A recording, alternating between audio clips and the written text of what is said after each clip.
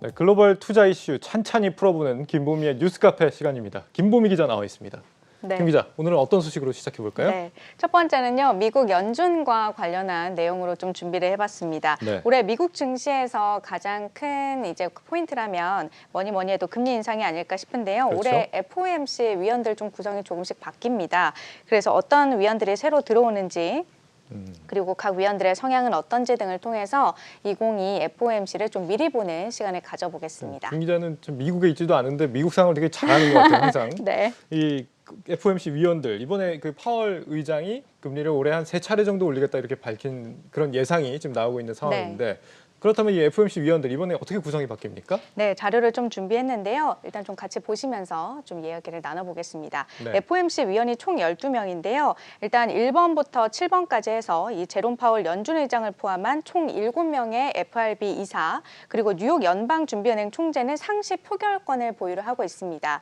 그리고 나머지 4자리, 9번부터 12번까지인데 나머지 4자리를 두고서 이 11개 지역 연방준비은행, 즉 연은 총재들이 1년 단위로 번갈아 가면서 이 자리를 맡고 있습니다. 예. 지난해 같은 경우에는 리치먼드, 애틀랜타, 샌프란시스코, 시카고 연은 총재가 자리를 지켰다면 올해 같은 경우에는 캔자스시티, 세인트루이스, 클리블랜드 그리고 보스턴 연은 총재가 자리를 맡게 됩니다. 기존하고 이제 다른 연은 총재들이 새롭게 들어온 건데 네. 저분들은 성향이 좀 어떻습니까? 결론부터 말씀을 드리면 4명 중 3명은 이 매파 성향의 인물들입니다. 물론 성향이라는 게 또 시장 상황에 따라서 계속 바뀔 수 있는 부분이긴 한데요. 예. 그동안 보여줬던 모습들을 통해서 이 말씀드리는 부분이라는 점을 좀 참고하시면 좋겠습니다. 각 인물들 면면을 좀 보면요. 이 캔자스시티 연은 총재 같은 경우에는 긴축 통화 정책에 늘 찬성표를 던졌던 인물입니다.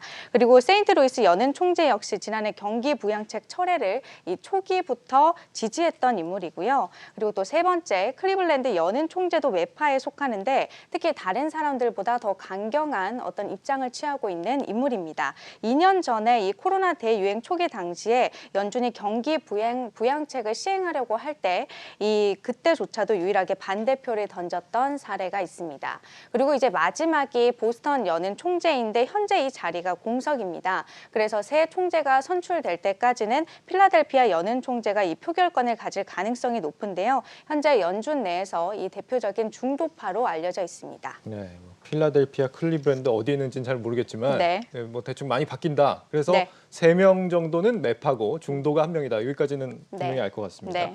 이 FOMC 그 연은 총재들도 바뀌지만 FRB 이사들, 그러니까 기존 상임으로 있는 이 위원들도 일부 좀 교체가 있는 것 같아요. 네, 어떻게 맞습니다. 바뀝니까? 이 현재 FRB 이사 2자리가 공석인데요. 이 리차드 클라리다 연준 부의장 역시 이달 말에 퇴임할 예정이어서 이 6번, 7번에다가 그리고 2번 자리까지 비면서 총 3자리가 빌 예정입니다. 이 자리에는 이 세라 블룸 레스킨 전 재무부 장관, 그리고 또 리사 쿵 미시간 주립대 교수, 필립 제퍼슨, 데이비드슨 칼리지 교수 등이 거론되고 있는 상황입니다. 이들이 이제 어떤 인물이냐가 또 중요할 텐데 골드만삭스는 이들에 대해서 이 기준금리 인상에 대해서 다소 조심스러운 입장을 내비치고 있는 인물이라면서 이 FOMC 내에서 이 비둘기파 역할을 할 가능성이 있다라고 좀 내다보고 있는 상황입니다. 그 연은 총재들은 매파 성향이 좀 강한 인물들이 들어오고 네. 그 새로 들어올 이제 FRB 이사들은 좀 비둘기파 성향이 강한 약간 좀 3대3 이런 구도가 되지 않을까 네, 이런 맞습니다. 생각이 되네요. 올해 첫 FOMC가 이제 3월에 있지 않습니까? 이 3월 금리 인상설 전문가들은 어떻게 좀 보고 있어요? 시간이 갈수록 이 3월 금리 인상설에 점점 더 무게가 실리는 분위기입니다. 이 시카고 상품거래소 그룹의 패드워치에 따르면 연준이 3월 금리 인상에 나설 확률은 지난달 31일 기준으로 56.5%로 높아졌습니다. 이 패드워치는 연방기금 선물의 가격 데이터를 바탕으로 해서 통화정책의 변동 확률을 추정하는 서비스인데요. 한 달 전에는 이 3월 금리 인상 확률이 25.2%였는데 2배 이상 오른 겁니다. 당초 시장에서는 연준이 3월 테이퍼링을 종료한 뒤에 6월쯤 첫 금리 인상에 나설 것이라는 관측이 많았는데 이 최신 전망에서는 6월 인상 확률이 100%로 집계됐고 이제는 3월 인상 확률도 50%를 넘겼습니다. 인플레의 압력이 지속이 되고 있고 그리고 고용시장 회복세가 유지되고 있는 점 등이 시간을 더 앞당기고 있다라는 분석이 나오고 있습니다. 오늘 우리 원달러 환율이 1,200원 거의 근접했습니다. 네. 이게 이제 조기 금리 인상에 대한 어떤 시그널이 아닌가, 기대감이 아닌가 싶은데 미국의 3월 인상이 좀 유력해질수록 우리 한국은행의 기준금리 인상도 그만큼 좀 빨라지지 않을까 이런 예상이 듭니다. 네. 어떻게 보면 이번 달 인상이 유력해지는 것 같아요. 그렇죠? 네. 이번 달밖에 가능하지 않은 이유가 이제 3월에 이주열 총재가 임기가 끝이 나고 보통 임기가 교체되는 그 무렵에는 금리를 잘 변경을 하지 않으니까 네. 2월에도 변경이 하지 않는다 하면은 유일하게 남아 있는 게 이번 달이지 않을까 이렇게 예상을 해봅니다. 네. 김 기자는 3월에 미국이 금리를 올릴 거라고 봅니까? 어떻게 봅니까?